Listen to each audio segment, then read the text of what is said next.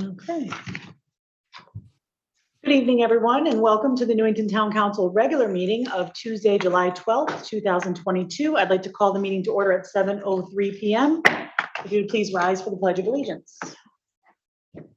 I pledge allegiance to the flag of the United States of America and to the republic for which it stands, one nation, under God, indivisible, with liberty and justice for all.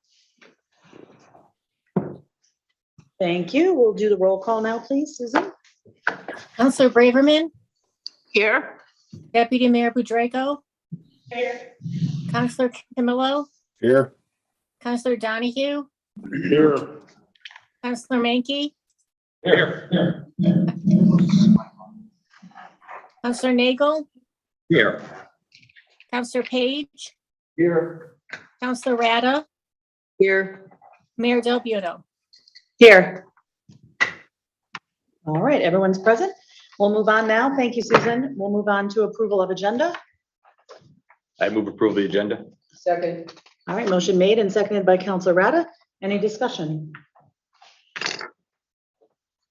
Hearing none. All those in favor say aye. Aye. Any opposed? Motion passes unanimously. Thank you. We have our agenda. Next this evening we have proclamations and awards, and we have two this evening. The first one is in honoring the retirement of Paul Boutat, our Chief Information Officer. And I will start by reading the proclamation into the record. Mr. Boutat is here in the room with us this evening, so we're lucky to have someone with us. That hasn't happened lately, so we're glad to see you. And then our second one this evening is a proclamation for the accreditation of the Senior and Disabled Center, and Jamie Trevethan is with us in the room as well. So I'll start with Mr. Boutat's. Context sake. This is going to be tough. It's small print. All right. Here, I'll hold it over here. I know, I might have to get longer arms. Okay. Proclamation. Whereas Paul G. Boutat proudly served as a sergeant in the United States Army stationed out of Fort Bragg, North Carolina, home of the United States Army Special Operations Command 18th Airborne Corps and 82 Airborne Division, receiving an honorable discharge in 1988. And whereas Paul G. Boutat was hired as a police officer for the Newington Police Department after the State of Connecticut Police Officer Standards and Training Council, POSTC, accepted his comparative compliance transfer request from the Los Angeles County Sheriff's Department, where he had been working as a deputy sheriff, and whereas Officer Paul G. Boutat used his experience with computers and software applications to improve the records management functions for the Newington Police Department by introducing electronic forms and significantly streamlining the arrest process for driving under the influence DUI from taking 2 to 3 hours to taking approximately 45 minutes with the implementation of improved workflows and new forms. And whereas Officer Paul G. Boutat served as a field training officer, FTO, defensive tactics instructor, and bike patrol officer while assigned to the patrol division.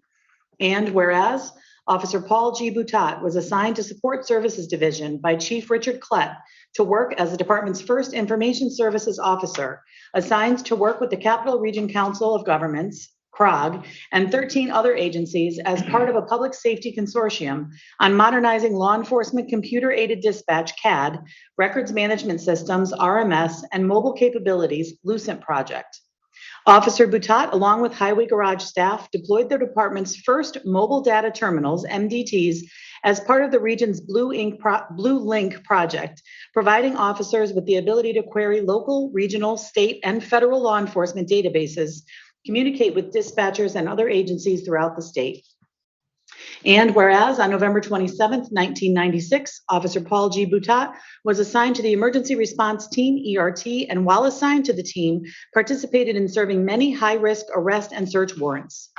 And whereas Officer Paul G. Boutat received several written commendations for his outstanding police work and proactive initiatives, as well as various letters and notes of appreciation from residents and other local agencies.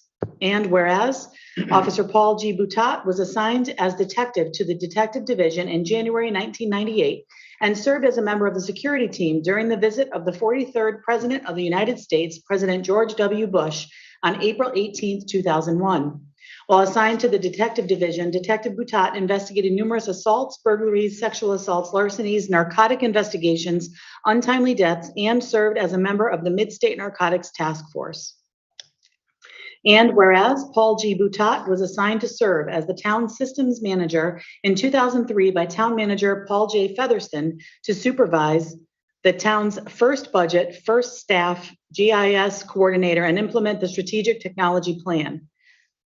I'm not sure if that's first or IST budget, sorry. And whereas Systems Manager Paul G. Boutat, while still assigned to the police department, worked with Town Manager Featherston and Finance Director William Hogan to identify funding for the 5-year strategic technology plan, and then worked with IST staff to implement all facets of the 5-year plan, along with other IT upgrades that were identified along the way in less than 18 months.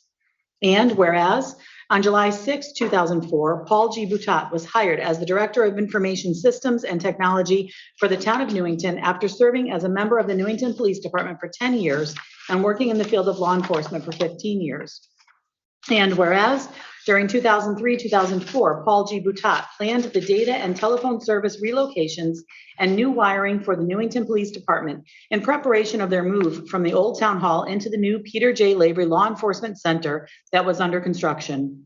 And whereas Paul G. Boutat has made many upgrades to the town's infrastructure, including the financial application Munis, and deployed the town's second virtualized server and network storage infrastructure by deploying Hewlett-Packard servers and left-hand SANs. And whereas on August 30th, 2010, Paul G. Boutat received the Capital Region Council of Governments Brain Trust Award for his guidance in defining and steering the online regional permitting system project. And whereas Paul G. Boutat filled the role of temporary acting town manager on several occasions during the years of 2011 through 2015. And whereas in July 2013, Paul G. Boutat partnered with Simplivity, a startup company, and deployed the town's first generation hyper-converged infrastructure, HCI. In 2018 to 2019, Paul G. Boutat deployed the second generation of hyper-converged infrastructure equipment, while some communities in the region were just beginning to move towards HCI. And whereas on July 1st, 2013, Paul G. Boutat became the town of Newington's first Chief Information Officer, CIO, after graduating from the University of North Carolina School of Government as a certified government Chief Information Officer. And whereas in 2020, Paul G. Boutat was assigned by Town Manager Keith Chapman to serve as the project manager for the construction of the new town hall and community center, overseeing the critical massive relocation of data and telephone circuits for Town Hall, Newington Public Schools, and NCTV. And whereas Paul G. Boutat served as Director of Facilities Management for 2 years, where he restructured the department's budget, identified new purchasing contract vehicles, facilitated and organized the move into the new town hall, and ensured a safe working environment during the COVID-19 pandemic. And whereas in March 2020, during the first phase of the COVID-19 pandemic, Paul G. Boutat established a YouTube channel for the town, allowing for the live streaming of town meetings, playback of videos on demand, and integrating YouTube with Zoom video conferencing to accommodate virtual and hybrid meetings. And whereas Paul G. Boutat has been recognized regionally and featured in industry white papers, podcasts, and trade magazines for his implementation and use of best practice principles, including but not limited to least privilege access, network monitoring, intrusion detection and prevention, thin client computing, desktop imaging, software deployment, desktop management, disk encryption, multi-factor authentication, and use of active data center designs. And whereas Paul G. Boutat served as a committee member on the state of Connecticut's Digital Advisory Board and on the Board of Directors for Connecticut GMIS. And whereas Paul G. Boutat retired from the town of Newington on July 7th, 2022, after being credited with 31 years of outstanding dedicated service. His knowledge, professionalism, dedication, and expertise will be missed by staff and colleagues across the state. And now, therefore, be it resolved that the Newington Town Council hereby recognizes and extends its sincere appreciation to Paul G. Boutat for his professional service and dedication to the town, and wishes him the best in his new endeavors. Dated in Newington, Connecticut, this 12th day of July, 2022, signed Beth Del Buono, Mayor, on behalf of this town council. Second. Seconded by Counselor Menke. Nice job, Paul. I would open it for council discussion first, and then we're gonna put Paul on the spot too. Council discussion. Oh, I'm sorry. I got the hands up in front of me and I forget to look at my screen. Sorry about that, folks. Deputy Mayor Bedrejko. Wow. There's not much more to say, Paul, but except for thank you for your commitment and your hard work over 3 decades. Much of what we have in terms of the technology and the ability to communicate in this environment is a result of your leadership. And you led IT during some challenging times. Ensuring the infrastructure support for the police department, the new police station and the new town hall. It seems you're always visioning and keeping up on technology and planning upgrades to keep our town current on new and evolving technologies. And particularly this past couple of years, you helped us adjust to the issues of trying to stay operational and being able to communicate during the COVID pandemic. It's very obvious from the proclamation, you've got a significant record of accomplishment, and you leave a legacy of achievement and certainly commitment to serving our town. So thank you and enjoy. I don't think you're going to stay retired for long. I really don't. It just doesn't seem to be in your nature, but whatever you decide to do, best of luck in the future. Counselor Menke. Yeah, Paul, of all the things listed here, I think we're missing something, and that's your calmness. Whenever I've come into the office because my computer's not working and I'm freaking out because I can't make it work, and I tried shutting it off and turning around 3 times and turning counterclockwise 4 times, we'll take care of it. We'll take care of it. And your calmness, I think, makes all the stuff that you list here happen, because the way you take every problem and you calmly look at it, but you don't get overly excited like I do when my computer's not working. I wish you luck in retirement. Retirement's great. I recommend to anybody who will listen. Good luck on your retirement, and I'm sure you'll be busy doing other stuff. Counselor Page. Well, first I want to congratulate the mayor for being able to say all that. I didn't understand a fraction of it, let alone be able to say it. And I mean that sincerely. I thought I was reading a Star Wars script or something. I can't say enough about the respect I know all of us have for you, and appreciation, gratitude for your hours and hours and hours of time and energy that you've given us and our town in your leadership position, and with obvious intellectual and other capabilities. We really appreciate it. And I agree that if you don't have a bunch of people knocking on your door asking for consultation or leadership, I'd be shocked. So we wish you the best, and hopefully you go fishing or go have an ice cream or hang out with family for a little bit too.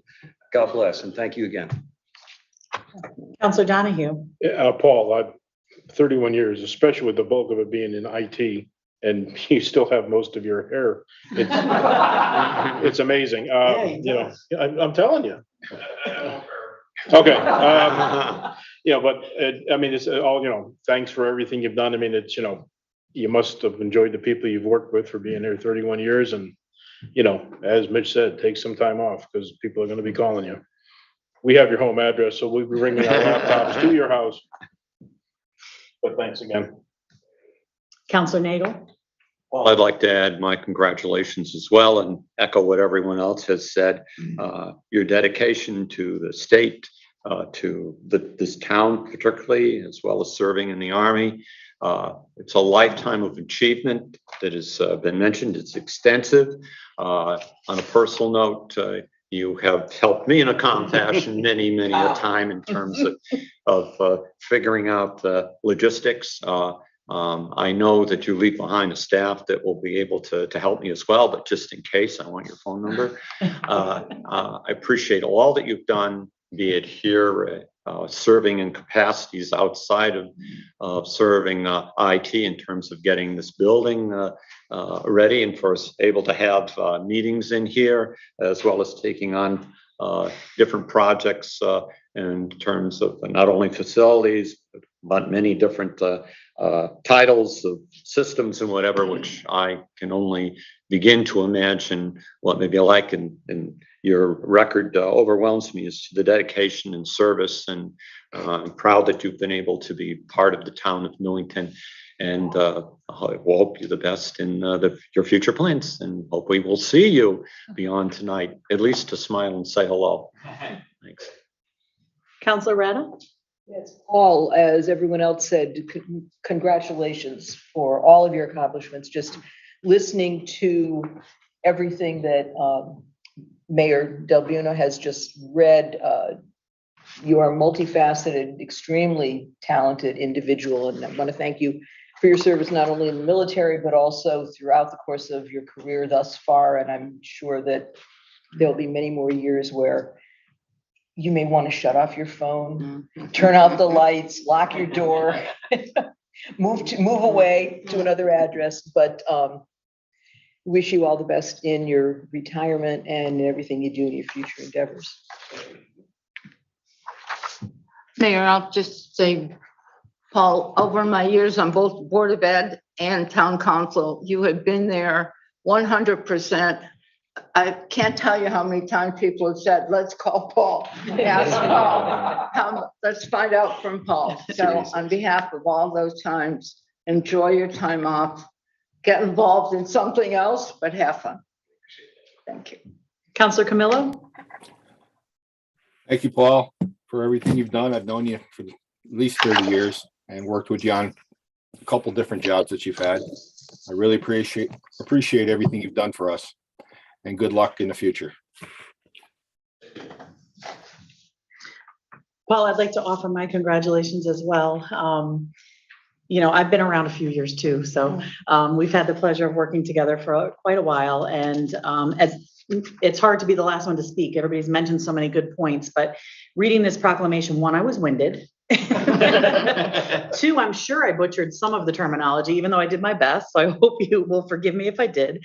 And, you know, three, when you read something like this and you realize how much time and dedication someone has put into our town, in addition to your service in the Army, before coming here and as a police officer out in California too, you know, you talk about jumping from the frying pan into the fire. You went from the police department and then jumped back over into town. And then when our facilities director left in the middle of a town hall project, you were the go-to guy. You took over not just the information technology piece, but that facilities piece too. And you were instrumental in making sure that this project was, you know, seen through to the end. So I appreciate it. I don't think people, just the words on the paper don't nearly express how much you did for this town in your time here. You know, the years are the years and the titles are the titles, but the behind the scenes to see you available, I mean, realistically 24/7. If I had a problem with my computer, I could text you on a Saturday, like, don't worry about it, we'll touch base on Monday, but I need to do it while I'm thinking of it. And you'd like call me or text me that instant.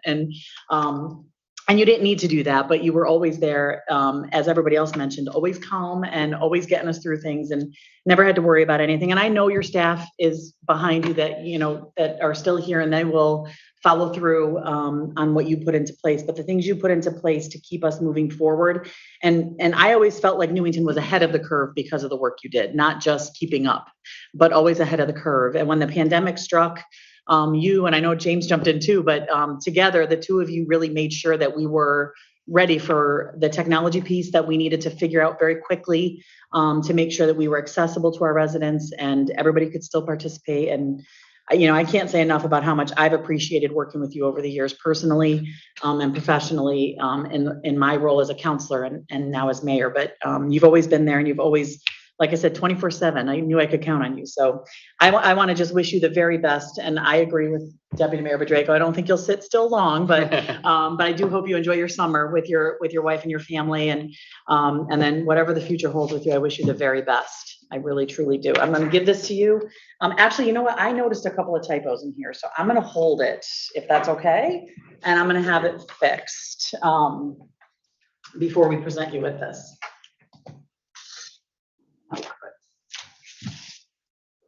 We have somebody taking a picture.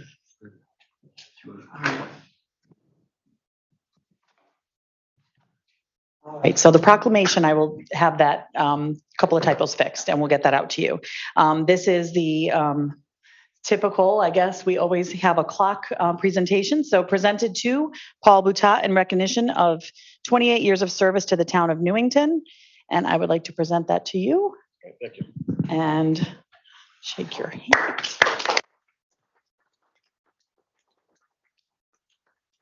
You look good with I'm going it. to give you an opportunity to speak now that we've all.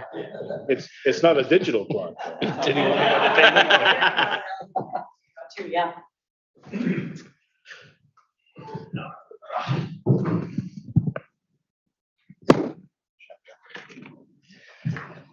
I'm not going to take too much of your time, but I'd like to thank my staff. My staff is what makes, the engine run. I mean, you can have the best person in charge, but if you don't have good Indians to work with you, right, that definitely will let the program down. So I would like to, honor and, appreciate every one of them that works. Scott Hoagland's here tonight, John Baldock, Steve Pollack, our past, the mayor, Zartarian worked in IT.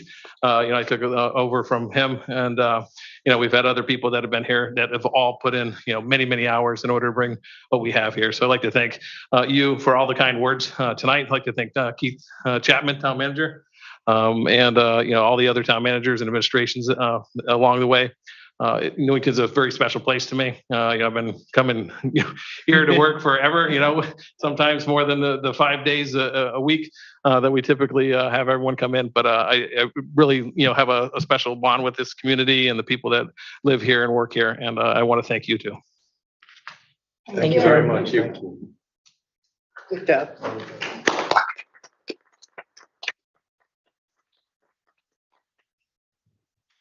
Right. We are going to move on now to our next proclamation. As I mentioned, it's the We need to vote. Oh, Oh, we need to vote, so yeah. sorry, I do that every time. We have a motion, we have a second, we had our discussion and comment. Well, it's so obvious, but yeah. So I know. But just for the record, all If we those in vote, if we favor? vote no, that's it. That's the We have to state. take back that plaque now. Any if case, We say no. We yeah. make them stay, right? That's right. Okay. Well, it's- All those in favor say aye. Aye. Any opposed? Motion passes unanimously. Thanks for keeping me honest, guys. I do need help sometimes, I forget. All right. The next proclamation this evening is regarding the accreditation of the Senior and Disabled Center. This is quite an accomplishment. We do have a proclamation that I will read into the record for our consideration. All right. Proclamation, whereas older adults are an integral aspect of our community, providing wisdom and lifelong experience from which people of all ages may benefit. And whereas the Newington Senior and Disabled Center has involved, enriched, and empowered citizens of the town of Newington since 1985. And whereas, through its mission to improve the well-being of older adults and adults with disabilities, the center has facilitated the dignity and self-esteem of its members, thus tapping their experience, knowledge, skills, and abilities, and enabling them to continue to age successfully in our community. And whereas, the center offers a wide variety of programs and services in education, health and fitness, arts, finances, recreation, nutrition, transportation, and volunteer services. And whereas the National Institute of Senior Centers, NISC, is the accrediting body for 10,000 senior centers nationwide. And whereas, as the result of a comprehensive application and peer review process, the Newington Senior and Disabled Center was recognized as a nationally accredited senior center effective May 31st, 2022. And whereas national accreditation assures that the center is operating at the highest of national standards and places it in the forefront of innovative programming and services. And whereas the accreditation process was a true team endeavor and could not have been accomplished without the significant efforts of the town and center staff, volunteers, members, and community partners. Now, therefore, be it proclaimed, the Newington Town Council congratulates the Newington Senior and Disabled Center for becoming a nationally accredited senior center in Connecticut as awarded by NISC in May of 2022, and thanks its volunteers, members, staff, and community partners for their efforts in achieving this designation. Dated in Newington, Connecticut, this 12th day of July 2022, signed Beth Del Buono, Mayor, on behalf of this town council. Second by Councilor Rada, and I'll open it for discussion. Deputy Mayor Pedrego. Okay, this certification by the National Senior Center Accreditation Program is quite an honor and a big deal. When I was reading up on it, it recognizes that a center is meeting its missions and its goals in an industry-accepted manner and in a professional fashion, providing seniors in the community with the services they need, the programs they need, and the facilities that they need. We all know, living here in town, that our senior center, senior and disabled center is a leader. And it's always been a source of pride for us residents of Newington. But it's super exciting to know that all your efforts have been recognized at such a level on a national basis. So thank you very much for your leadership. Thank all your staff, all your volunteers, the people who came before you. And I know that the future is going to be quite exciting, and keep up the good work. Counselor Nagel. Jamie, I would also like to say how wonderful it is that this proclamation is being presented this month to you and to the Senior Center. I had the privilege of attending a meeting. We haven't had one for quite a while of the commission earlier this week. And Jamie very comprehensively went over what they have been doing over the last few years of the pandemic. I'm sure she'll share some of that information with a presentation in a few minutes, and therefore give me a lot less to say when it comes to presentations for liaisons at the end. Between you and Diane Stone, the center has been strong, has been able to keep up the quality that is beyond senior centers in the state. I can guess over the in the nation over the many years that we have had one. And I first hand through being a liaison off and on have witnessed what has happened and how our citizens have been taken care, our older citizens have been taken care of it in a variety of different ways that I know you'll detail later. Congratulations, and I'm so happy that we are accredited yet again as being one of the outstanding senior centers in the state. Thank you, Counselor Nagel. Counselor Menke. Yeah, Jamie, I'd just like to add my congratulations to the work of your staff. I have to say, on a personal note, every Friday I get a call from you, and my wife gets a call exactly the same time. So we both listen to your call, and I appreciate the way you thought outside the box to keep contact of our seniors, even though we've had the pandemic and some seniors have been slow to come back maybe to the center. You've worked, and your staff has worked just to keep out the outreach going out, and I appreciate that. And I think it makes our senior center unique in the area, and I appreciate your efforts leading that staff. So thank you. Counselor Rada. Yes, Jamie, this is a gem in our community. I know that my mom took advantage of what the Senior and Disabled Center had to offer.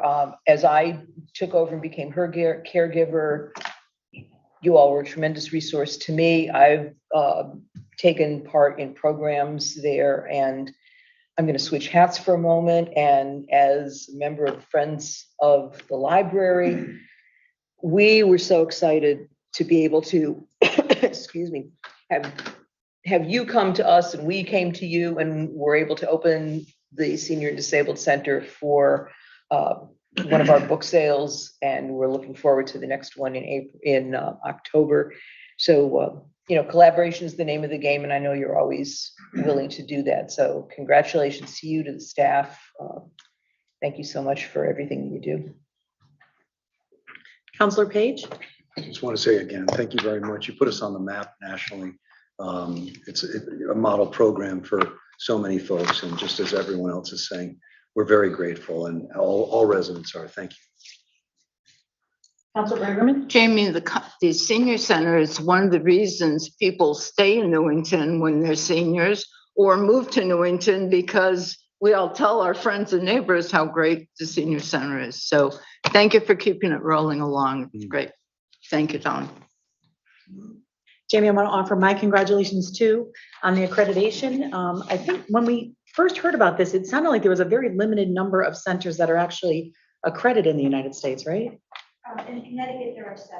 So 7 in Connecticut, right? Wow, that's amazing. That's pretty amazing. Mm. I was hoping it was in there and it wasn't, but I remember hearing that when we got the news. So that really is a huge accomplishment. And, you know, when I'm out in public as mayor, people are oftentimes willing to share not so good things with me, you know, complaints, things that they're not happy with.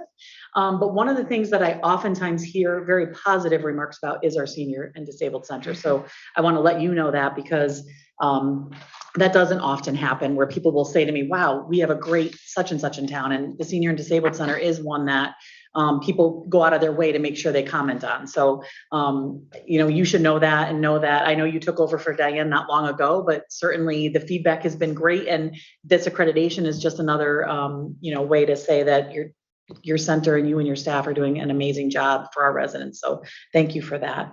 We're going to have the proclamation sent out to you as soon as it's completed. It's still being drafted. I want to just go ahead and take the vote and then we'll give Jamie a chance. Take the vote. See, it takes me a while, but I get there. All those in favor say aye. Aye. Any opposed? Motion passes unanimously. And Jamie, if you'd like to speak, you're more than welcome. And then I know you're staying with us because the next item on our agenda is you. A twofer. Thank you. First of all, I want to say I almost feel bad following Paul Boutat today. For over 15 years in many different capacities for both of us. I have to say that lengthy proclamation barely scratched the surface of his accomplishments and his knowledge and his ability just to handle problems and issues as they come up. Most of the time, none of us have any idea what he's talking about, but he gets things done. And his, although his staff is awesome and they'll fill in perfectly for him, but his retirement is well deserved. So I just wanted to say that. But I also want to thank you for this proclamation. I'm pleased to accept it on behalf of the center staff and members. I really can't take all the credit for it, or even a little bit of the credit for it. Accreditation is a big project. I just want to talk a little bit more about it, not too long. It's a major accomplishment for centers that can actually go through and complete the lengthy process. We have many people to thank for this accomplishment. First and foremost, former Senior Center Director Diane Stone. She retired on December 31st. The application process actually began back in 2018 when Diane was the director. It started and stopped a few times because other things come up in life. And then March 2020, it paused along with the rest of the world for the pandemic. So it kind of sat there on the shelf. Our huge binder of application materials sat there until fall of 2021, when we were invited by NISC, National Institute of Senior Centers, to pilot a streamlined online application process. And I say streamlined because it was virtual, not because there was any less paperwork or work. We just uploaded everything instead of printing it. So it eliminated the binders full of paperwork and the in-person reviews in favor of an online application, virtual meetings, and visits from peer reviewers, virtual visits from peer reviewers all over the country. We submitted our completed application on December 30th, 2021, which was an important date to remember because Diane was still the director that day for another 24 hours. So I think she was cleaning out her office, but she was the director. So this allowed her to take on an advisory role for the application review and peer review process, which took place in April. So we really couldn't have done this without her guidance and seemingly endless knowledge. So I really need to give her, a big thank you for that. Many other people were involved throughout the process, and it was encouraging to see folks share their time and expertise so freely with us for this cause. We want to thank our excellent and professional center staff, our town staff. Pretty much every department, including IT, was involved with this at some point or the other. The senior center members who came and shared their opinions and ideas so freely, volunteers who give up their time so generously, and our community partners, including the Central Connecticut Health District, CCSU, Jefferson House, and the Connecticut Healthy Living Collective. Many people have asked, what are the benefits of accreditation, including our staff? We've been going this for many, many months. There's a couple of benefits. Actually, there are a lot of benefits. As said in the proclamation, it assures that we're operating at the highest national standards for senior centers in several areas, including purpose and planning, programming, community connections, outreach, finance, facilities, and administration. It allows us to take a step back and assess our operations. We're busy. Day to day, we deal with a lot of small details and programs, paperwork, emails, problems, phone calls. This lets us step back and view what we do on a larger scale so we can see what we do well, what we can improve upon, and what we want to do moving forward. It puts us on the forefront of new and innovative programming. An example is the popular Aging Mastery Program, which is an evidence-based aging wellness program that we helped develop as part of our last accreditation about 10 years ago, and is now offered at senior centers nationwide. We got our foot in the door on that, and now we're a leader in that area. The committee throughout the process identified a number of strengths: diverse programming and services, our flexibility and commitment of staff, which I really cannot state enough, public awareness of programs and services, and community connections. We also mutually agreed on several goals to pursue in the coming years, including pursuing a no wrong door approach with community partners and town departments. If you don't know what that is, a no wrong door approach is when community organizations work together and collaborate to allow folks to age successfully in their own community. Another goal of ours is to heighten awareness of our programs to external audiences, which I can talk about in a little bit. Ensure professional developmental opportunities for staff, which we're more than happy to do, and to repurpose and update unused and underused spaces, such as our stage, which can't be used as a stage. So how else can we use it? So between the accreditation designation and our continued reopening of the center, we're energized and excited and ready to move forward. And I want to thank you all for your support. Thank you, Jamie. All right. So that concludes our proclamations and awards. We are moving on now to presentations. And Jamie, you're staying with us for the Senior and Disabled Center Accreditation and Reopening Plan. Thank you again. I'm going to keep this part brief. As Councilor Nagel had alluded to, we did actually have a quorum for our Commission on Aging and Disabled this month for the first time since May of 2021. I gave a lengthy presentation of pretty much summarizing our past 2 years of operations to that commission. It's available on our website, the full presentation, on the Senior Disabled Center page of the town website, and I'm happy to email or mail it to anybody who'd like to see it. So I don't want to keep you too long tonight. I know you probably have a lot to do, is typical. But as you know, until just this month, we didn't have a quorum for the commission, and we weren't able to hold its monthly meeting for over a year. Due to this, we lost a major line of communication to the town council via the commission liaisons. And because of that, we also lost a line of communication to the public.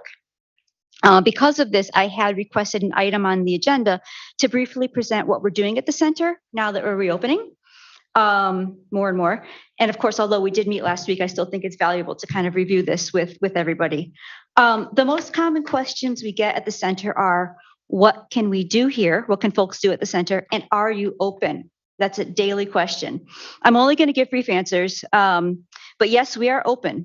Using the most up-to-date COVID mitigation strategies, we currently offer a lot of programs in person. Under nutrition, we have a daily congregate lunch, in-person to congregate lunch. We have a Meals on Wheels program, which delivers meals to homebound residents throughout the town every day. We have a volunteer-run coffee shop, and you can get groceries through our Dial-A-Ride. Under transportation, we have our Dial-A-Ride is fully operable for in-town rides.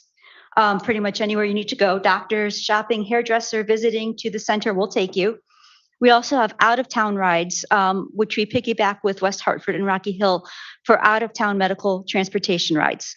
Those are fully operational as well. They actually never stopped during the pandemic. Our information and referral center is fully open. We have a full-time social worker with specialty in older adult needs. We have a coordinator who works on renter's rebate, energy assistance. We have a fully stocked information and referral center. So if anyone, you or your loved ones need any kind of information related to aging, we've got it. And the AARP tax aid program. We have some health services. We're not a healthcare facility, but we do offer health services such as foot care, free blood pressure screening, and free hearing screenings every month. Our office is open for any kind of assistance you might need. We have a very popular paper shredding program. We now have a lot of COVID-related services. We never would have guessed this a couple of years ago that we'd be doing this, but we hosted a number of vaccine and booster clinics in conjunction with the Central Connecticut Health District with the wonderful help of our CERT team to help us run these successfully and safely, even in the early days where it's a little bit scary still, and everybody was standing on X's and wearing masks, and we were sanitizing every surface that anybody even came near. In the later days, we're doing booster clinics and we have test kit and masks to distribute. We also became a call center essentially when vaccines first became available because older adults were unsure of how to schedule appointments to get vaccines. And we took hundreds of calls per day helping folks with that.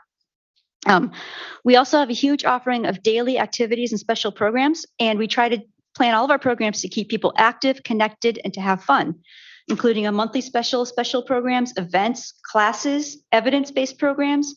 We have an exercise room. We have strength training, chair aerobics. I'm not going to read all these because there's too many. Cornhole, pickleball, table tennis, FitLock classes at the AARP FitLock Park in Clem-Lemire. Really fun.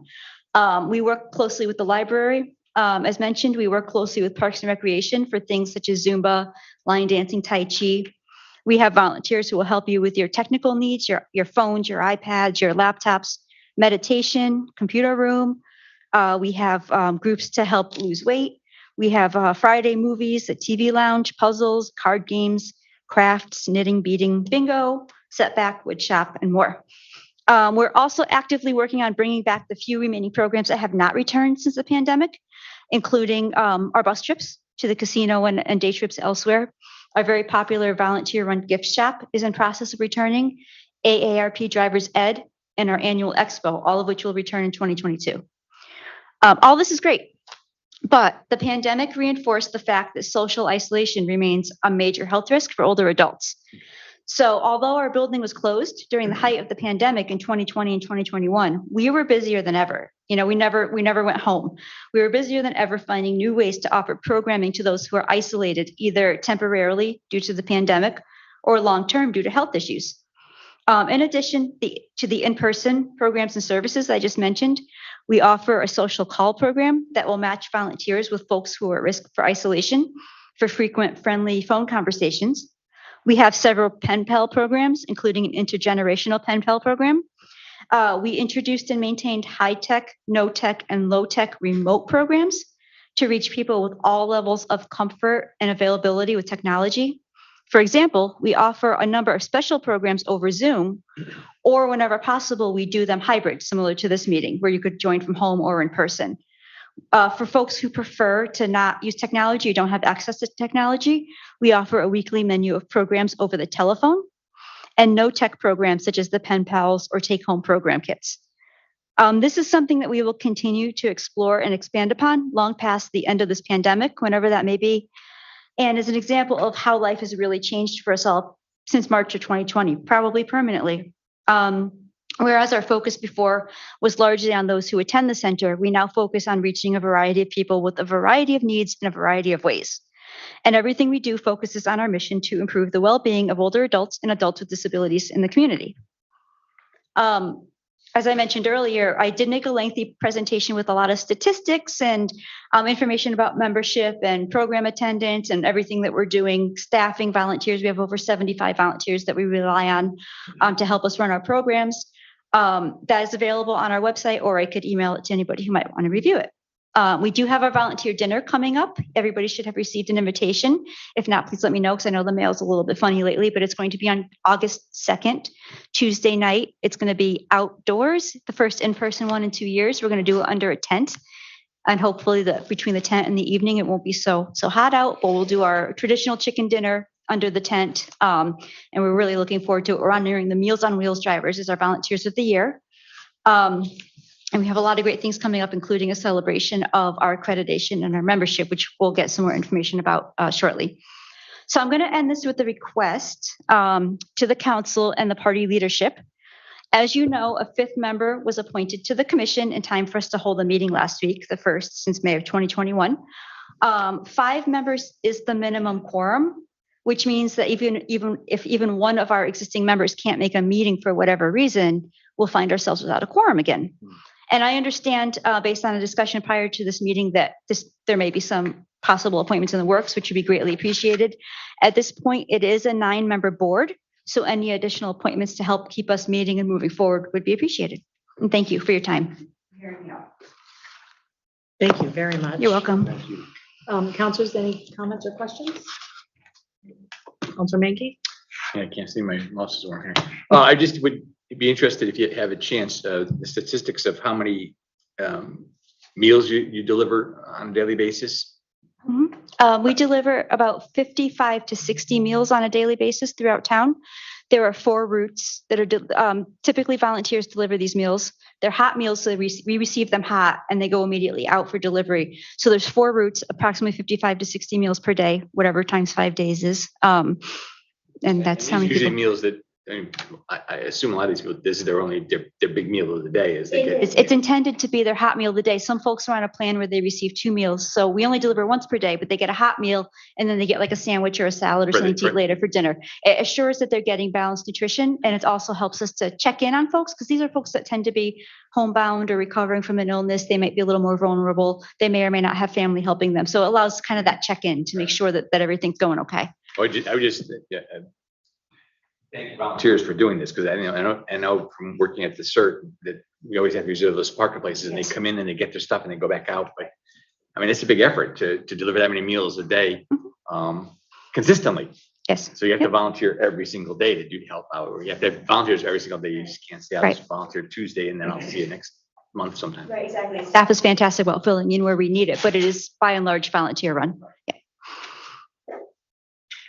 Jamie, besides the food that gets delivered, the interaction among the deliverer and the seniors at home is immeasurable. I think people are always happy to talk to somebody over their cheese sandwich and thank you very much. And absolutely, often that's the only person they see through the day, depending on how homebound they are. Right. So. Right. It does help battle that isolation for folks who don't have the people to help them out.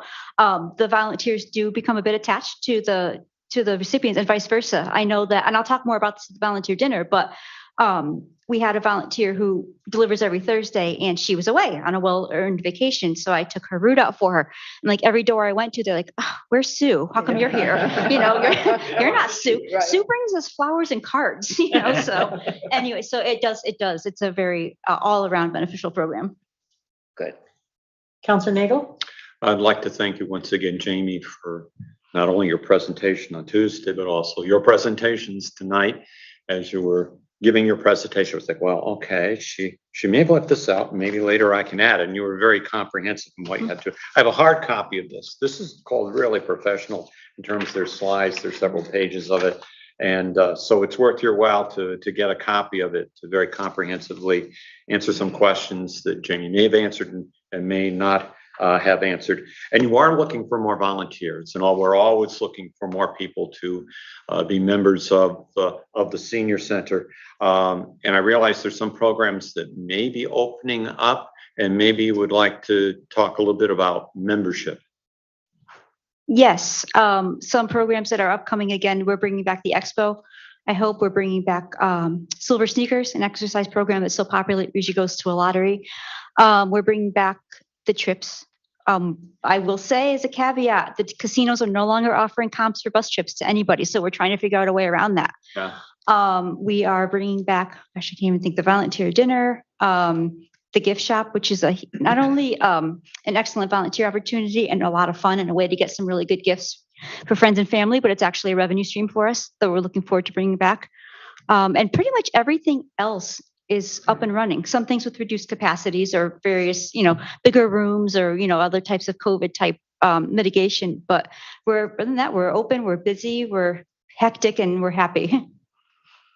And hopefully more people, because the pandemic has changed and whatever, and the availability of the senior center is, then once again, your membership people will come back, and we will have additional people in town who haven't taken advantage of you being able to share in what the senior center has to offer, which if we didn't know, we all know now is very extensive and comprehensive. And thank you for your Friday calls. Yes. I'm glad to hear people enjoy them, because I wasn't sure if we were annoying people or if they were happy. But yes, we're currently in membership renewal. So people are saying in the renewals, we're on track to be where we were last year, if not better. Once those come in and we get a better grip on it, we will be turning our efforts to community outreach to try to reach some of the newer, older adults, so to speak. And to reach those who are the younger generation, the incoming generation, those who we may miss right now of any age, who may be in need of our services. So we'll be doing a pretty big outreach thing later in the summer. Thank you. Deputy Mayor Bedrego? Yeah, just a comment of our thoughts that were going through my mind when you were speaking. How the senior center now is really collaborating and integrating itself with the other departments in town, such as, the library, human services, IT, Parks and Rec. And what's good about that is it's not just this isolated thing in the corner for the old people. Or, it's part of the community. It's integrating, and it's an integral part of who we are in Newington as our residents. And the concept of aging is evolving, obviously. And listening to some of your program offerings, and I know you've done stuff like, I think with Lyft or Uber in the past, you've done IT.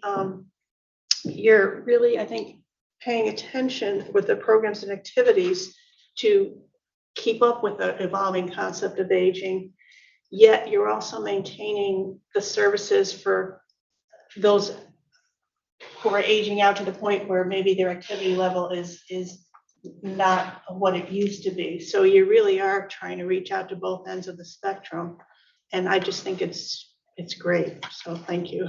The needs are very different on the ends of the spectrum, and we see almost a 50-year gap, in among the older adults, because it's 55 and plus for older adults and 18 plus for disabled adults. But we also see multi-generational membership. So we have some parent children membership. We have aunt and niece membership, where the niece is the aunt's caregiver, but they're both, the aunt is almost 100 years old and the niece is 80, and they're both members. So we have a lot of that. So we do try to meet the needs of everybody. Councilor Page? Thanks, Mayor. First, the Pen Pal program is wonderful. I know folks who have participated, and it's what a rich, wonderful experience.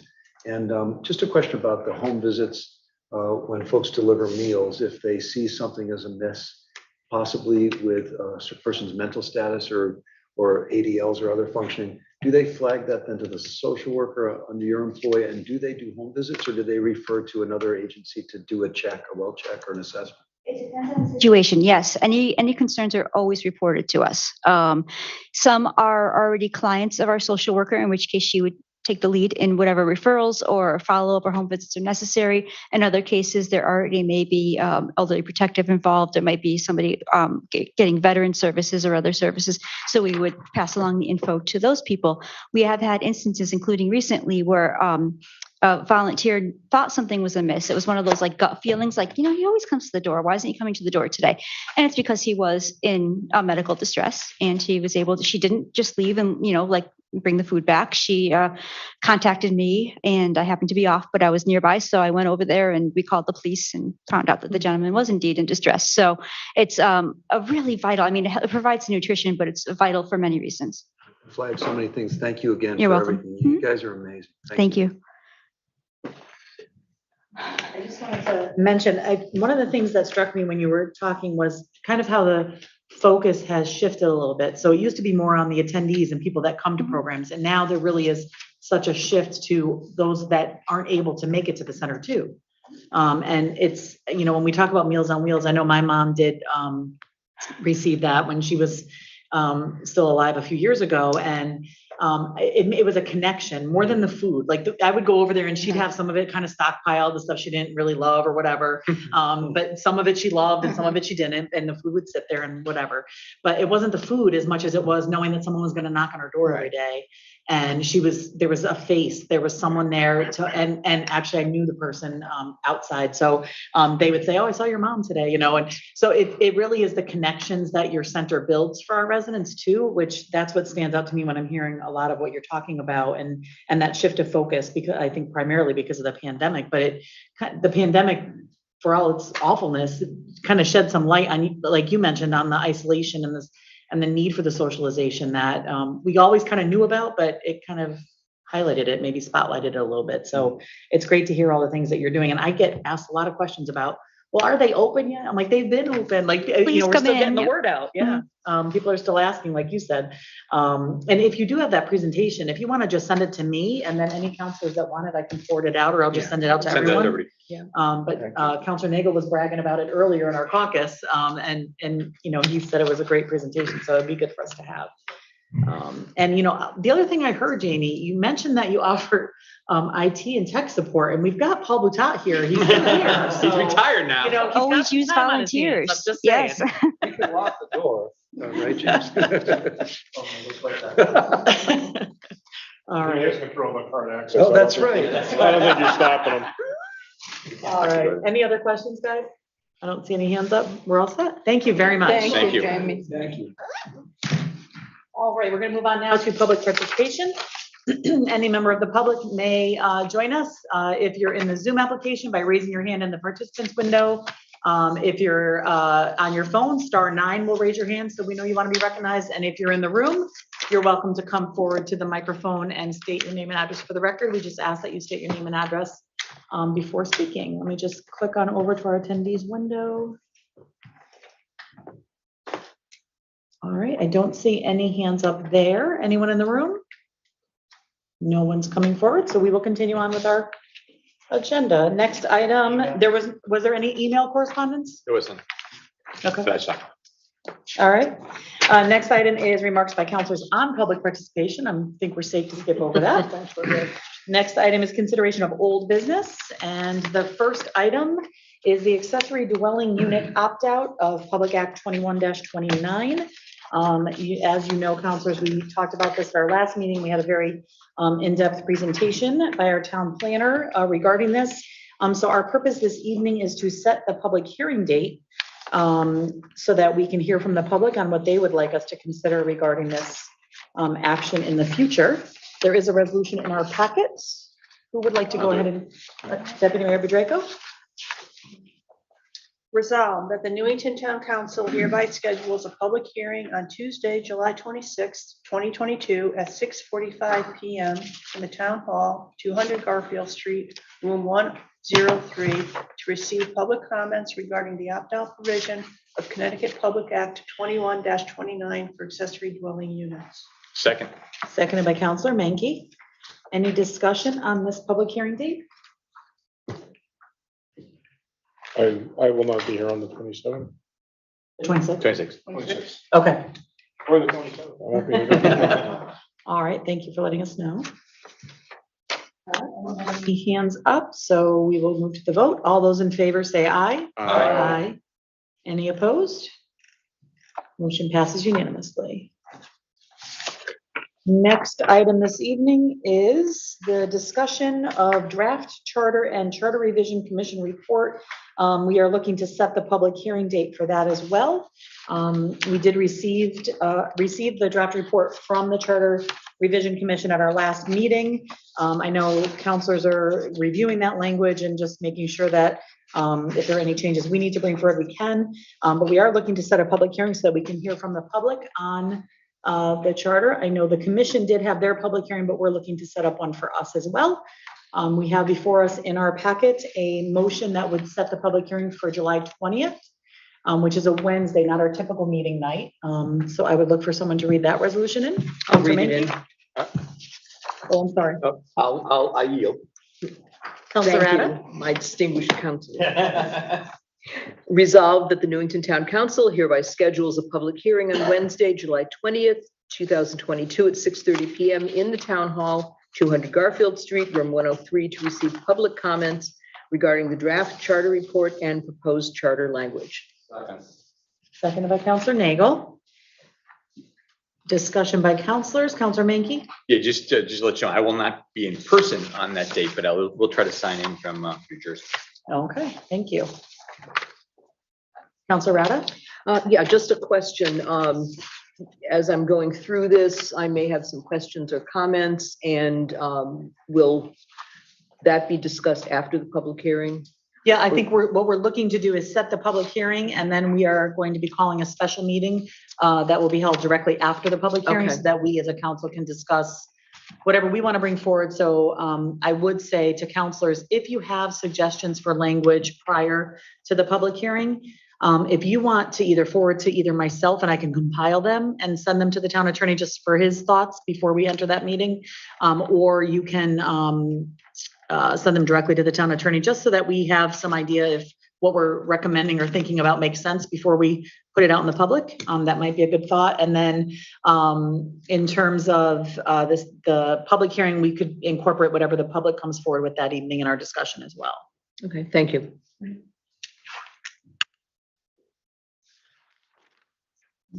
Any other council comment or question on the public hearing for the charter? Mayor, do we know what Rocky Hill and Elmwood and New Britain do for accessory dwellings?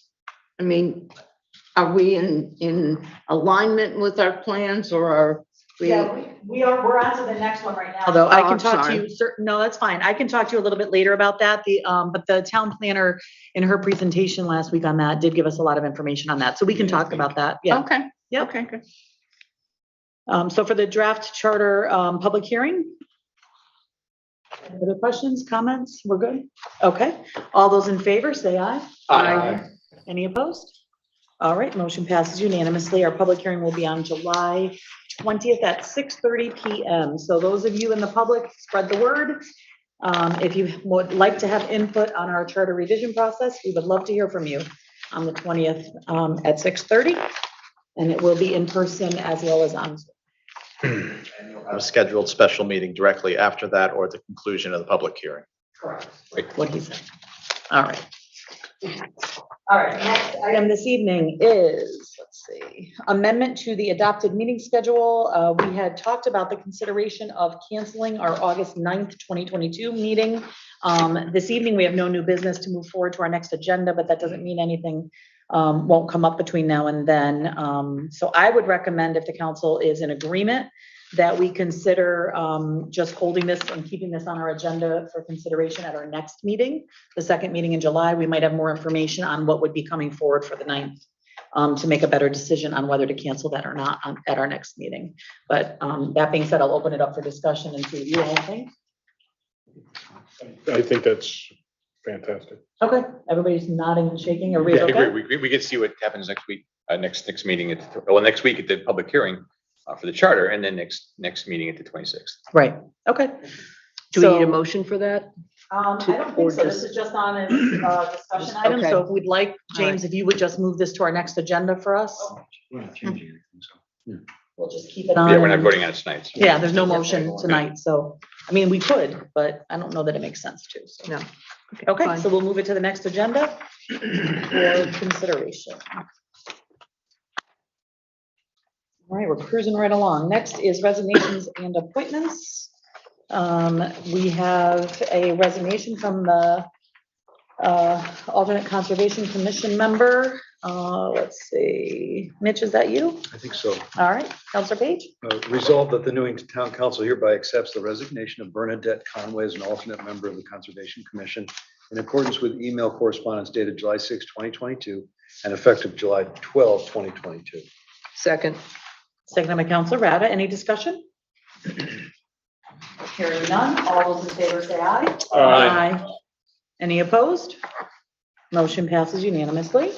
And next we have the appointment to the Conservation Commission as a full member. Counselor Page? And that would be resolved that the Newington Town Council hereby makes the following appointment to Conservation Inland Wetlands Commission. Bernadette Conway, member, 177 Hartford Avenue, Party D, term 7/12/22 to 11/30/2025, replaces J. Casasanta, deceased. Second. Seconded by Counselor Rada. Any discussion? Deputy Mayor Bedrejko?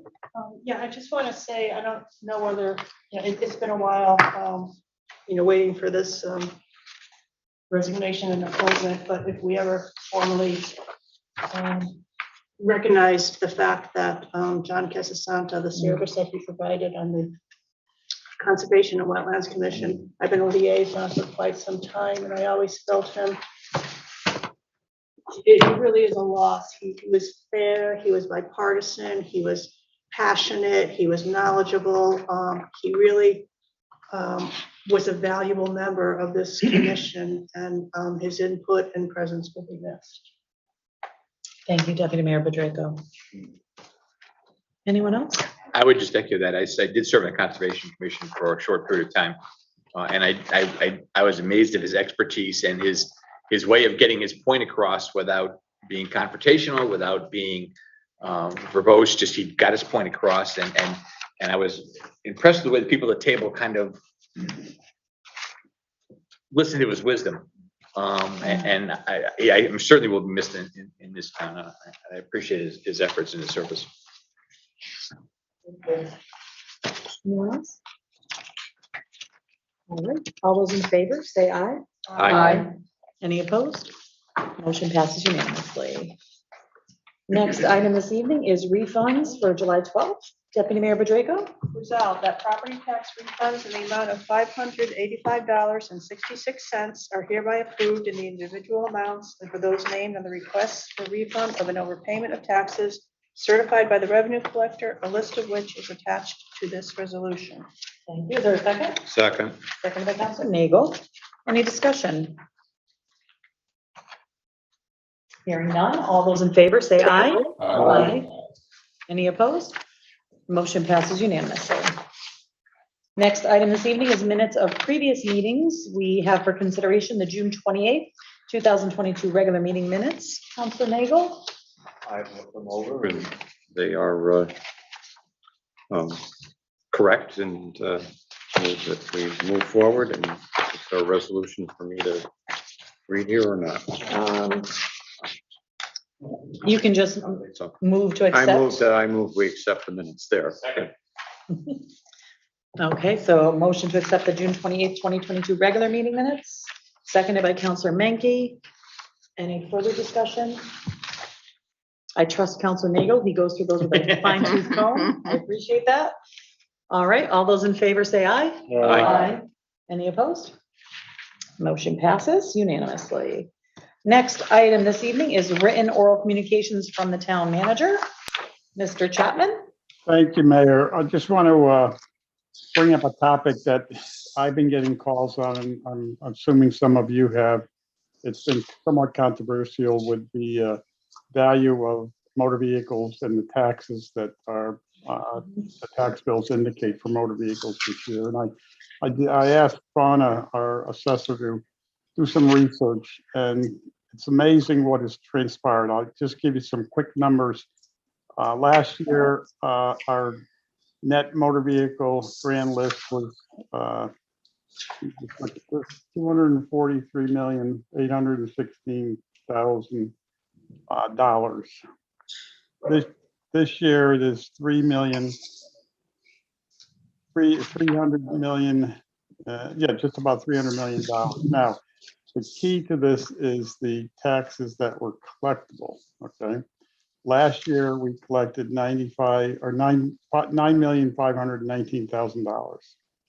This year, we're going to collect $9,776,000. Even though the value of the automobiles went up by 22% this year, the actual taxes imposed on these vehicles went up about 2%.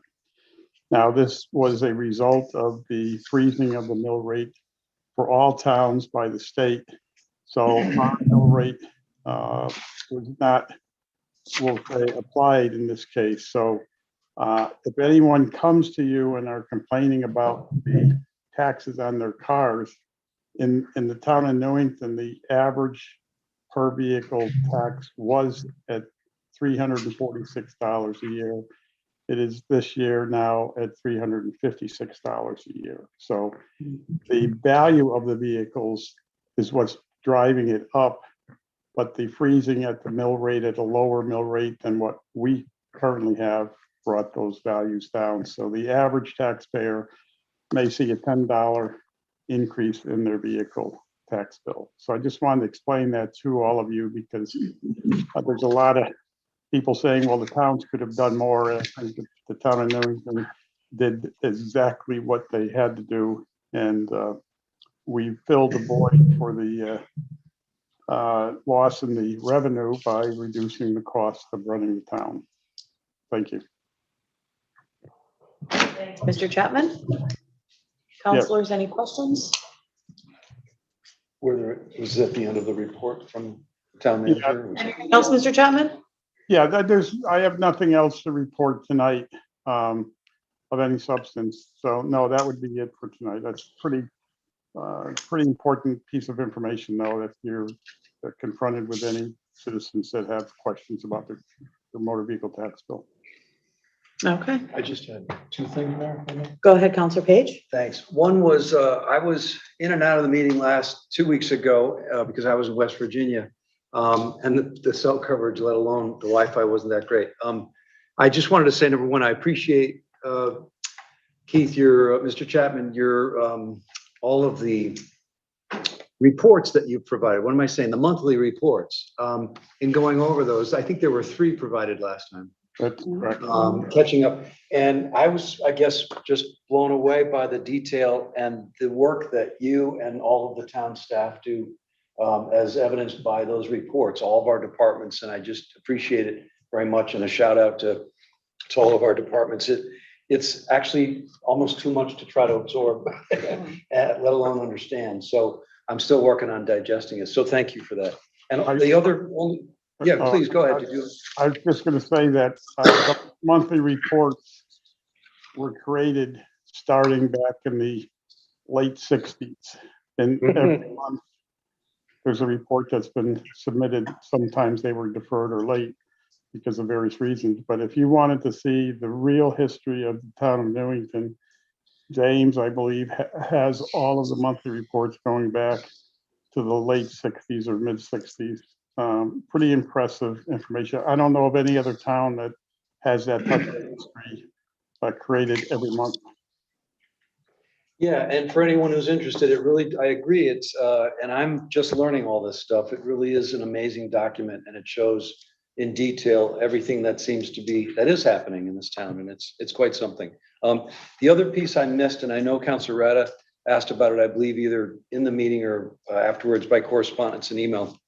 You had announced your residency in town, and I wasn't sure, was that a document as proof of residency that was supplied to the town attorney, and did the council get a copy of that, or is that still on file? The town attorney verified residency and sent an email out to the council to verify that. So if you have questions, I would just suggest that you contact him. I just wasn't sure, was that a lease or what was the document? I have not seen it, so I would just forward your question to the town attorney and he can answer it more specifically. Okay, and that was it. I appreciate it very much. Thank you. Okay. Okay. Got all those town reports to go back and read, Mitch, so your weekend is full. Totally full. I'm booked. All right. Next item, moving on is, let's see, where are we here? Public participation, right? Liaison reports. Council, I already checked it off. I must have skipped ahead. All right, council liaison committee reports. Counselor Nagel. The Senior Disabled Commission met, and you've heard more than I wish to know, but I'm sure you're glad to have heard it all, so I will not repeat anything that may have been Ms. Snyder's in that document that Jamie put together so well. So I will leave it at that. Okay, thank you. Counselor Menke.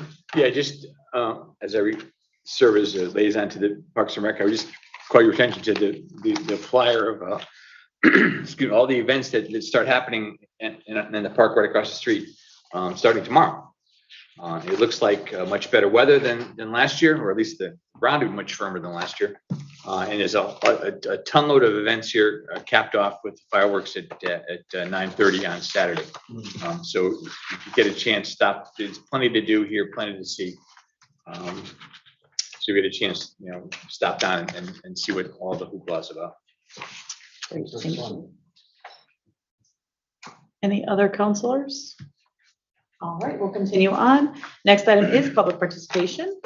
Any member of the public can join us in the Zoom application by raising your hand in the participation window, or *9 on your phone will raise a hand so we know you want to be recognized.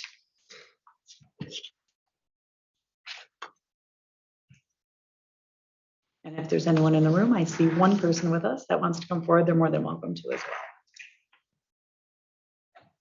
All right, no one is raising their hand, so we will continue on to remarks by counselors.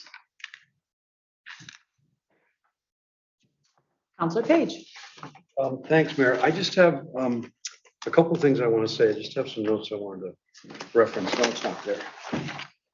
Man, too much stuff.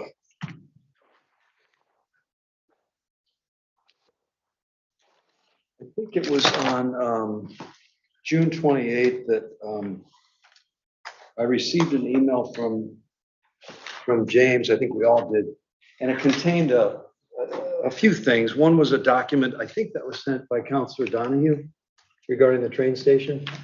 And it was and I have all this in electronic form, and I'll send this out to everyone. I'll send it to James and to the town manager, what I'm going to reference tonight. And I'll keep this short and sweet. I think we're on a record, possibly for one of the shortest town council meetings that we've had, and I don't want to ruin that. So I really am just going to highlight my points, and then I'll leave the documents for you to read at another point or in time in the future.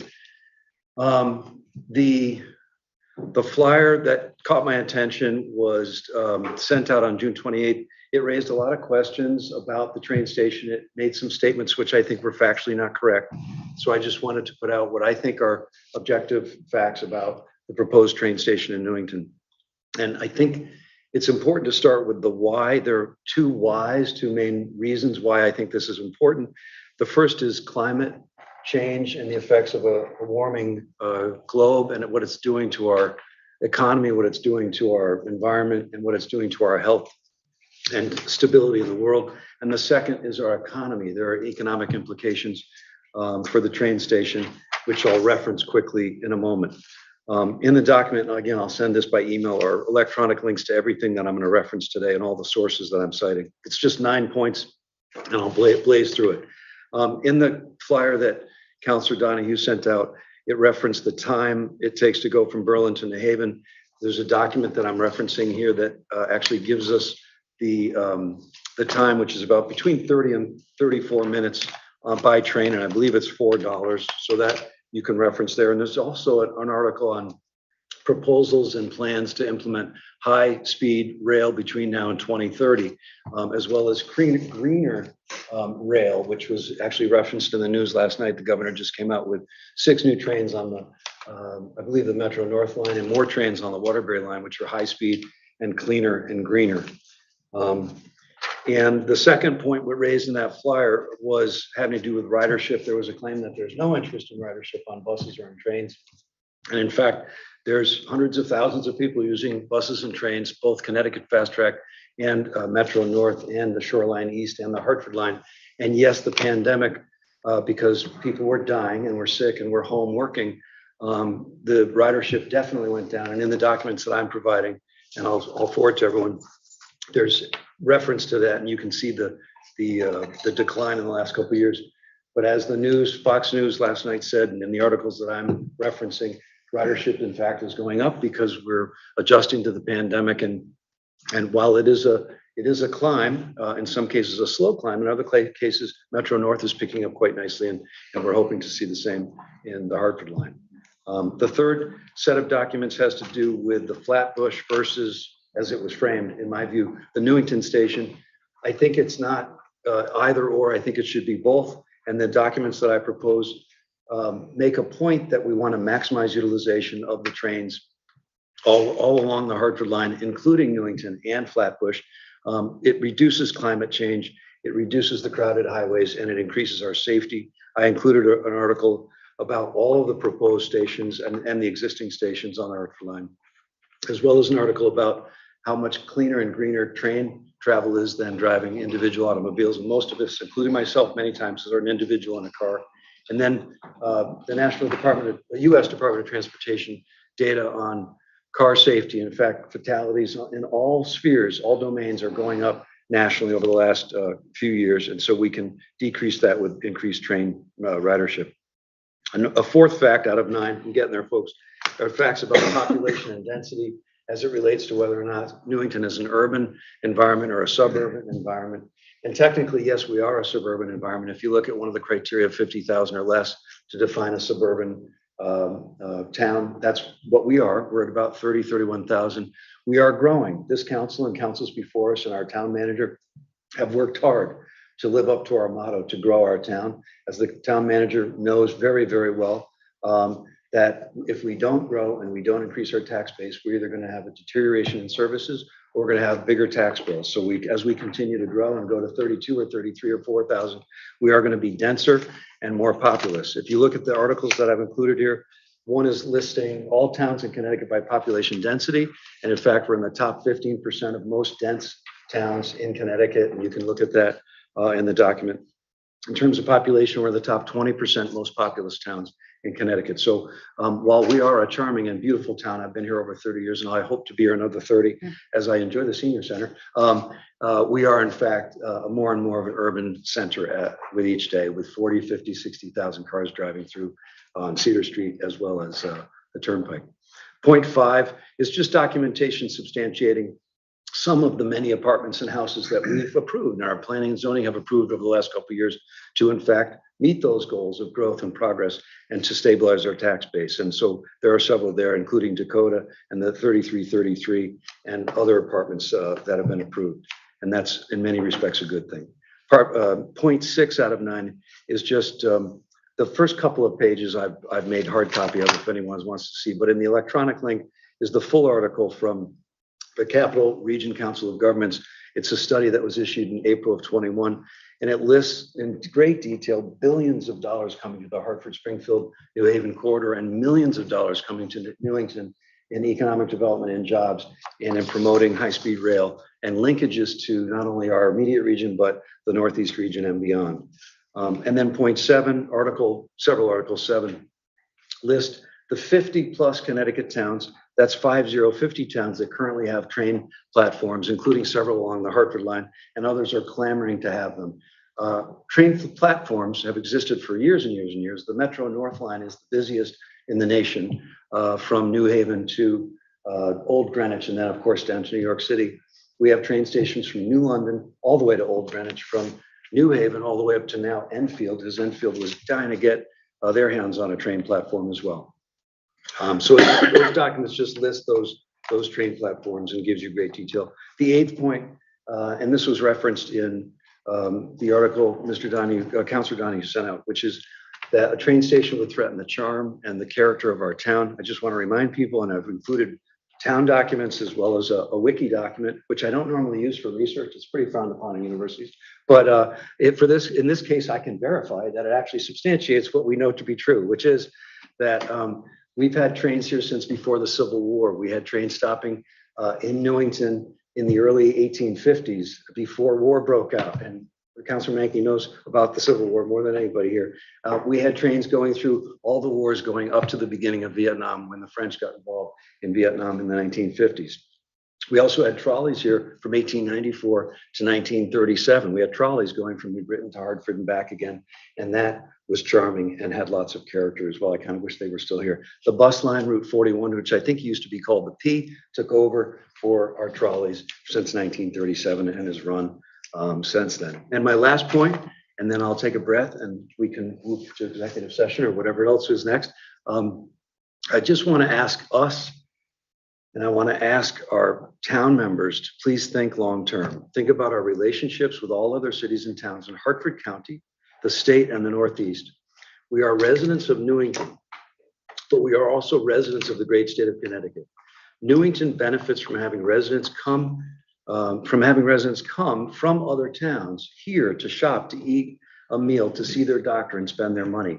We have a responsibility to participate in and promote as leaders and as a good neighbor, pro-business, pro-tourism, climate-friendly mass transit options within the Hartford, New Haven, Springfield business corridor. We need to, in fact, as the bumper sticker says, think globally, and we need to act locally.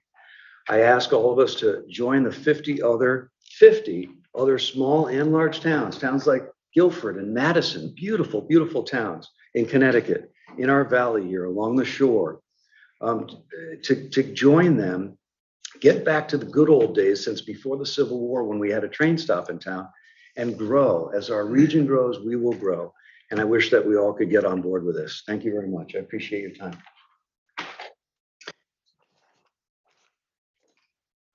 I'll refrain. Go ahead, Councilor Mankey. I'll wait until you're done. Just to clarify, I don't think it was Mr. Donahue's flyer. I think there was a flyer he received from the public. It was a gentleman who was standing on the corner, walking out into traffic, passing out the flyer. So he just sent it for our information. Right. Okay. And just the other point, I appreciate it. Mitch, also during the Civil War, there were horses here in town.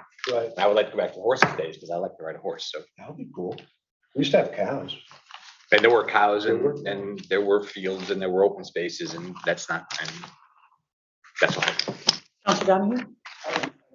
And I enjoy the discussions about the train station, but I think we've made our intent very clear to the state of Connecticut. We're amenable I mean, you to something, to a train station, but show us the money. Don't put us through 10 years. There's gonna be like the busway. The busway discussion, I mean, William was a freshman in high school when he started talking about the busway. And then it took forever to get here. So I mean, if they're serious about a train station, show us some money. You get the state to commit to say, Newington, you're guaranteed a train station, let's start planning.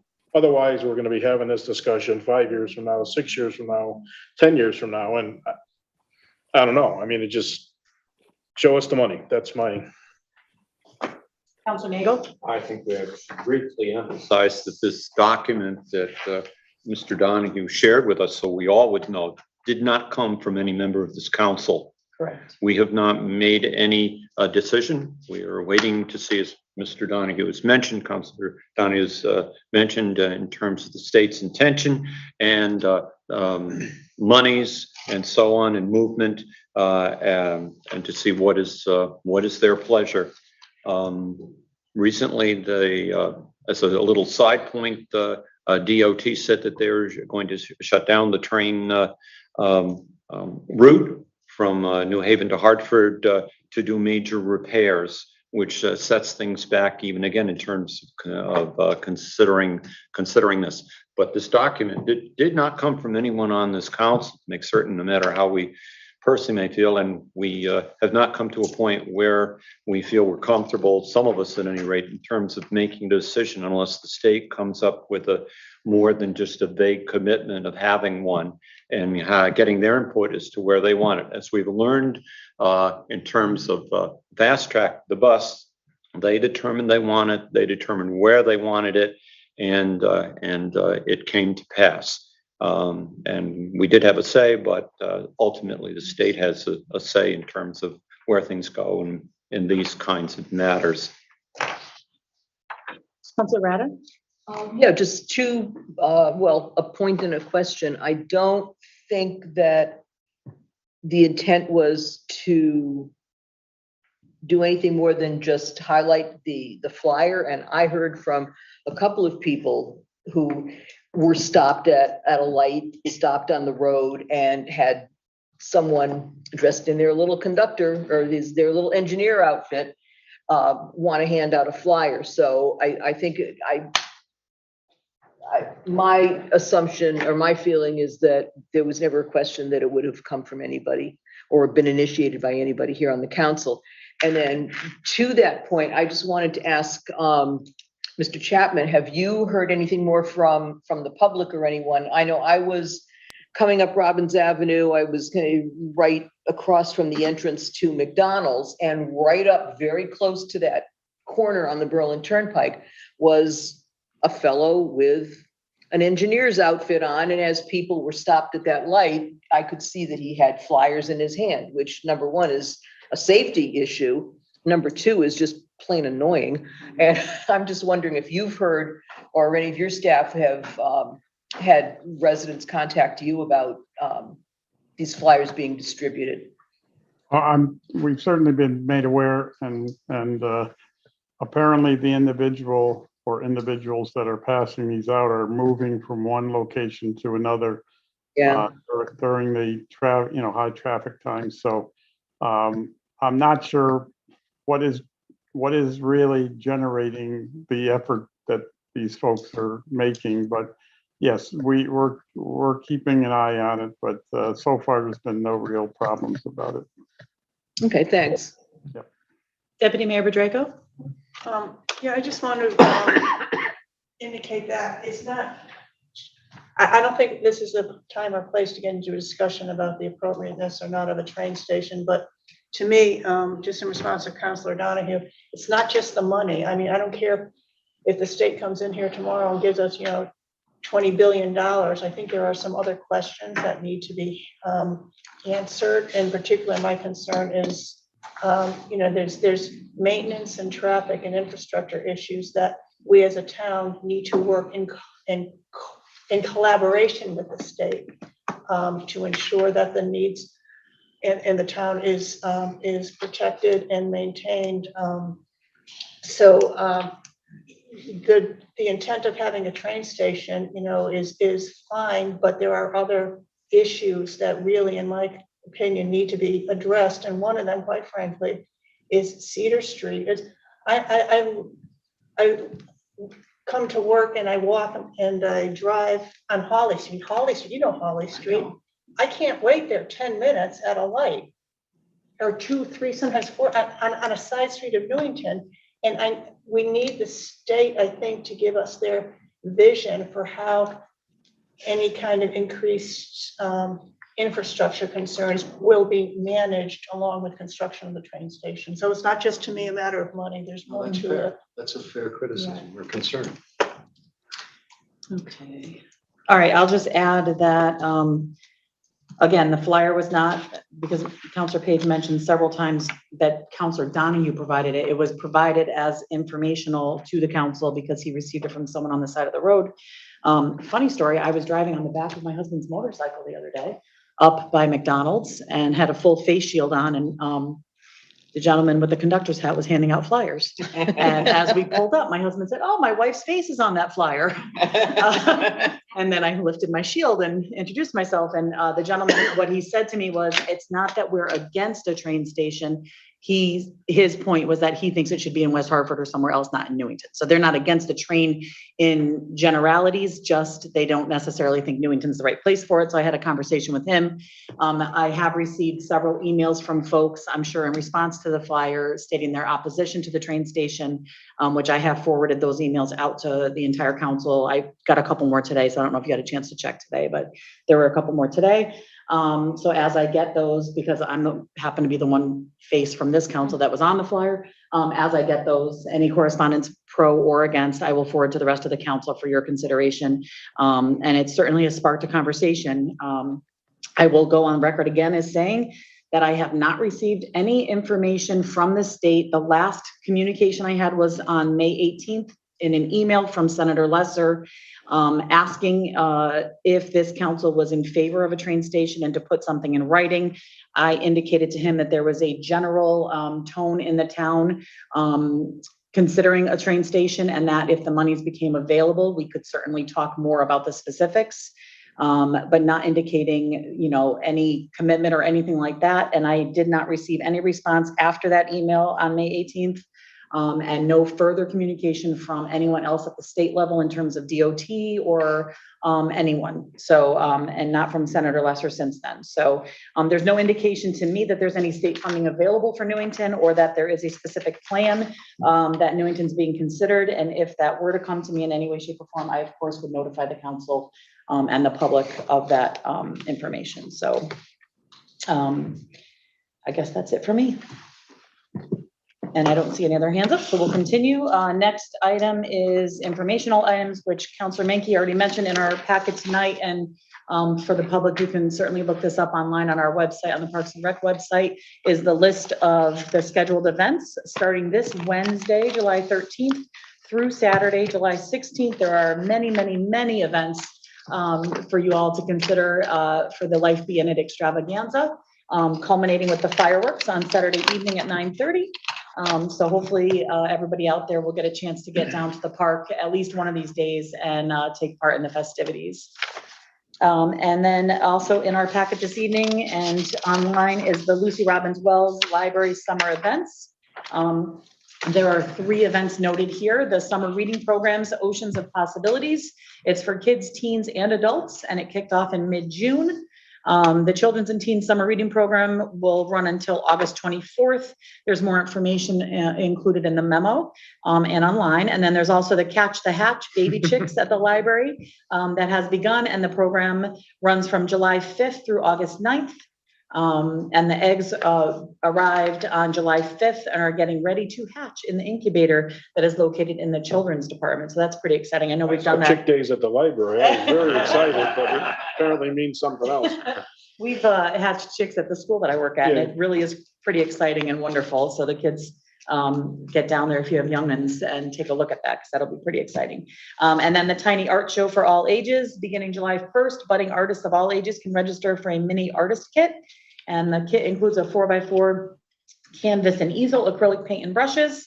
And once they finish their masterpiece, they can return it to the library by Friday, August 5th to be part of the exhibit. And the exhibit will be on display August 10th to August 31st throughout the library. And that's sponsored by the Friends of the Library and the Library Board of Trustees. All right. Don't forget, our dog park is open. Oh, thank you. That is another, yep, the dog park did open. It's up on John Stewart Drive. Thank you. Avenue Drive. Over by the ambulance corps, actually, up the street a bit near Jefferson House, if anyone's wondering where that is. We did have a soft opening, trying to allow the public access and kind of get the kinks and bugs out in the next few weeks. Then we will have a formal ribbon cutting and grand opening date to be determined still. But so far, great feedback. A lot of people have been over there. I've driven by a few times. And it does seem like people are using it and enjoying it right now. So we'll see how that goes, and any feedback we'll take into consideration to, certainly improve or change as we need to. All right, next on our agenda, we will be going into executive session for the purpose of real estate under section 1-206D, potential real estate acquisition. Would someone read that motion? I can do it. Councilor Menke? Resolved, as Newington Town Council. Resolved, the Newington Town Council, in accordance with Connecticut General Statutes, section 1-206D, hereby moves to go into executive session and invites the town council members, the mayor, Keith Chapman, town manager, Ben Ancona, town attorney, Juana Eller, town assessor, Janet Murphy, finance director, and Joe Solomon, director of facilities management, to discuss a real estate matter, potential real estate acquisition. Thank you. Is there a second? Second. Seconded by Councilor Donahue. Any discussion? Are they coming here or we're going there? We are going to be moving upstairs. Upstairs. Yep. All right. All those in favor say aye. Aye. Any opposed?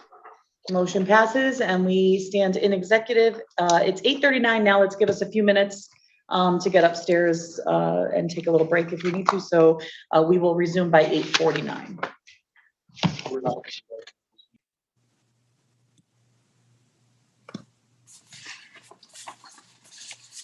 Can we sign out? Okay. We sign out? Motion to adjourn. We have to come back to adjourn from here. Right. Oh, we just did. To move into executive, so we're all set.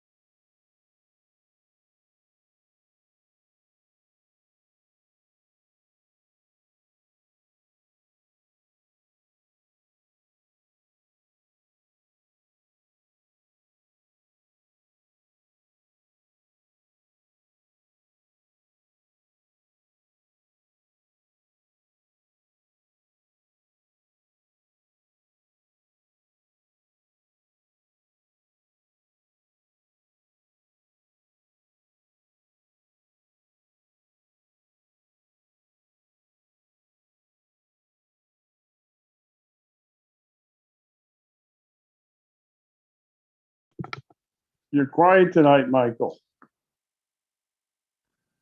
Yes, I am. Been a long week already. Yeah. How's the job? Just busy. Yeah. What's driving the busyness though? Nobody else wants to go out and work, honest to God. I'm up in Western Mass, Central Mass, night and day. And there's, For semis and so forth? that's all, yeah. Trailer work. Towing from wrecks or breakdowns or? No, I don't care about any of that. I'm gonna get rid of the tow trucks. So what are you going there for? Just belts, electrical, brakes, tires. Wow. So nobody wants to service those people anymore. No. They can't find the help, Yeah. Hmm. you know. And to find help, you're paying $50 an hour. Yeah. So I think I'd rather pay myself that and work twice as hard for the next few years. Yeah. We'll do it while you're young. I am. Well, I know you're young. That's why I'm saying do it while you're young. I'm only 60. Just remember, you'll never be as old as I am. Well, one day I will. No, you're never going to catch me. I'm way ahead of you. Okay. Well, that's good. I won't catch you. You're gonna outlive me then. Yeah. Still got to move to that island. Yeah. Yeah. I'll tell you the way things are in this world right now. I mean, you know, I look at the newspaper and I look at the TV. We have a war going on where people are dying and it's not even making the front page or the first thing on the news anymore. That's terrible. And the war has nothing to do with our oil prices. There's not even a shortage. Hey, Mike, I just got a message that I guess we're talking and everybody can hear us. So we better stop talking.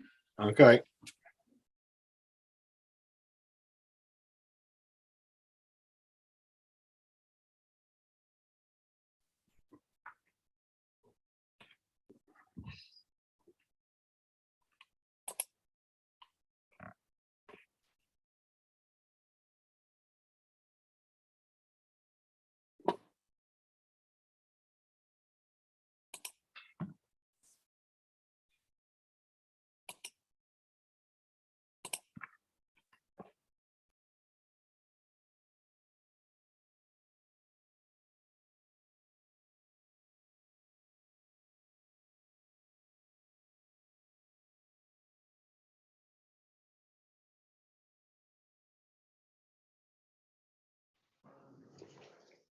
Audio's live.